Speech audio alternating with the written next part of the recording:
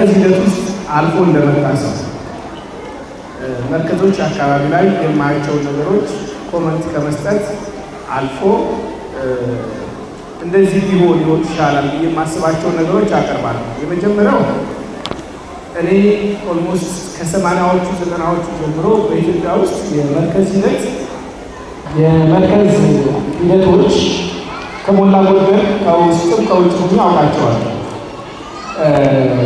ከደሴ ጦርሃ መርከዝ ጀምሮ ለካነ ሰላም መርከዝ እሱና በዛ ሲስተም ውስጥ ስለመጣሁ ማለት ነው። እና ኖርማሊ እዚህ መርከዝ አካባቢ ላይ ልጆች ቁርአን እንዲሐፍዙ ይደረጋል። ቁርአን ይሐፍዛሉ፣ ይወጣሉ። ከዛ በኋላ ከዛስ የሚል ጥያቄ ሁሉ ያሳስበኛል። ቁርአን ተሐፈዘ ከዛስ ምንድን ነው የሚሆነው? እኔ ሶፋር ባለው ውጤታችን የዛሬ 20 ዓመት 15 ዓመት 10 ዓመት በመርከዝ ሂደት ውስጥ ያለፉ ልጆች በኢትዮጵያ ሙስሊሞች ላይ በየትኛው ሁኔታ ላይ ሚና ሲጫወቱ አያቸዋለሁ። ያ ጥሩ ሆኖ እያለ ከዚህ በተጨማሪ ስራ ቢሰራባቸው ለተሻለ ዓላማ መጠቀም አይቻልም ነበር። ይህን ስለማስብ ያው ዛሬ እነዚህ የፈለጉት የፈርቀዳን መሰረት ያደረገ አካዳሚኩ ላይ የኢትዮጵያ ሙስሊም የሚመስል ነበረ። ይህ ነገር ግን ከዛ በኋላ ደግሞ ማህበረሰቡ ለትምህርት ትኩረት እንዲሰጥ ነው የተፈለገው እና እሱ እንዳሳስብ የተፈለገው። ልጆች መርከዝ ከገቡ በኋላ በመርከዝ ሂደት ውስጥ ቁርአን ከሐፈዙ እና ከወጡ በኋላ ብዙዎቹ ወይም ደግሞ ከመርከዝ ከሚወጡ ቁጥር እና አሃዝ አንጻር ቁም ነገር ላይ ወጥተው የምናገኛቸው ጥቂቶች ይሆናሉ። አብዛኛው በአቅሙ ይቀራል። የዚህ መሰረታዊ ችግር ምንድነው? መርከዝ ውስጥ ያሉ ሂደት ውስጥ የነበሩ የተርቢያ ሲስተሙ በትክክል ትውልድ በሚፈጥር ደረጃ ነው ብዬ ስለማላለ የመጀመሪያው ልጆቹ መርከዝ ውስጥ ያሉ ሁለንተናዊ የሆነ ስልጠና ያስፈልጋቸዋል እያምናለሁ። ከዚህም ውስጥ አንዱ ልጆች ከትምህርት መራቅ የለባቸውም። ከትምህርት ተቋርጠው 4 ዓመት 5 ዓመት ቆይተው ወደ መርከዝ ቆይተው ከመርከዝ ሲመለሱ እድሜያቸውና እነሱ ጆይን የሚያደርጉበት ወይም ደግሞ የሚካተቱበት ክላስ ከእድሜያቸው ጋር የማይሄድ በመሆኑ ብዙዎቹ ትምህርት ያቋርጣሉ።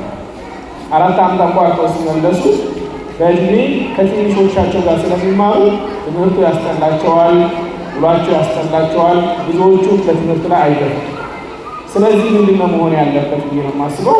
ጎን ለጎን የሆነ የትምህርት ሂደት መፈጠር አለበት ብዬ አምናለሁ። እና ያው እንደምታውቁት በትምህርት የኢትዮጵያ ሙስሊምስ ላይ በርካታ የሆነ ክፍተቶች ተፈጥረውብናል። ዛሬ ስንደርስ እንዲሁ አይደለም።